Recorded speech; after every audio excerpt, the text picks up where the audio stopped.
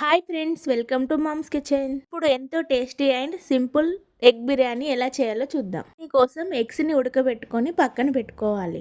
ఇప్పుడు stove on చేసుకొని ఒక గిన్నె పెట్టుకొని అందులో 1 టేబుల్ స్పూన్ నెయ్యి, కొద్దిగా ఆయిల్ కూడా వేసుకొని లవంగాలు, ఇలాల్చి, దాల్చిన చెక్క, బగారా ఆకు వేసుకొని ఫ్రై చేసుకోవాలి. ఇందులోనే కట్ చేసి పెట్టుకున్న ఆనియన్స్ కూడా వేసుకొని ఫ్రై చేసుకోవాలి. కొద్దిగా ఫ్రై అయిన తర్వాత ఒక పెద్ద సైజు ఆలుగడ్డ కూడా వేసుకోవాలి. పచ్చిమిర్చి, టమాటో, పుదీనా వేసుకొని కలుపుకోవాలి. ఇవి ఒక 5 మినిట్స్ ఫ్రై అయిన తర్వాత 1 స్పూన్ అల్లం, కొద్దిగా పసుపు, ధనియాల పొడి, గరం మసాలా, 2 స్పూన్ల కారం, రుచికి సరిపడా ఉప్పు వేసుకొని కలుపుకోవాలి. మసాలా అంతా 2 మినిట్స్ ఫ్రై అయిన తర్వాత స్టవ్ని లో ఫ్లేమ్లో పెట్టుకొని 1 కప్పు పెరుగు కూడా వేసుకొని కలుపుకొని ఒక 5 నిమిషాలు ఉడికించుకోవాలి. ఎప్పుడైనా బిర్యానీ తినాలనిపించినప్పుడు ఇలా ఇన్స్టెంట్గా ఇంట్లోనే ఎగ్ బిర్యానీ చేసేసుకోవచ్చు.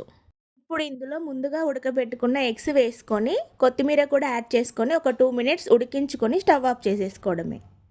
ఇప్పుడు స్టవ్ ఆన్ చేసుకొని ఒక గిన్నె పెట్టుకొని అందులో తగినన్ని వాటర్ యాడ్ చేసుకొని హోల్ గరం మసాలా దినుసులు, పుదీనా, అల్లం వెల్లుల్లి పేస్ట్, రుచికి సరిపడా ఉప్పు, కొత్తిమీర, నెయ్యి, పచ్చిమిర్చి కూడా వేసుకొని ఒక బాయిల్ వచ్చేంత వరకు వాటర్ని మరిగించుకోవాలి.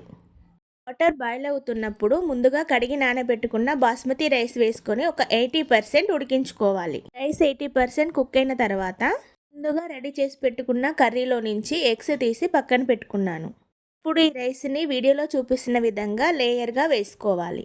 నుంచి ఎగ్స్, కొత్తిమీర, నెయ్యితో గార్నిష్ చేసుకొని పెట్టి ఒక 15 నిమిషాలు లో ఫ్లేమ్లో దమ్ చేసుకోవాలి. ఎంతో టేస్టీగా ఉండే ఎగ్ బిర్యానీ రెడీ. వేడి వేడిగా సర్వ్ చేసుకొని తింటుంటే చాలా బాగుంటుంది. ఈ రెసిపీని మీరు కూడా ఒకసారి ట్రై చేయండి.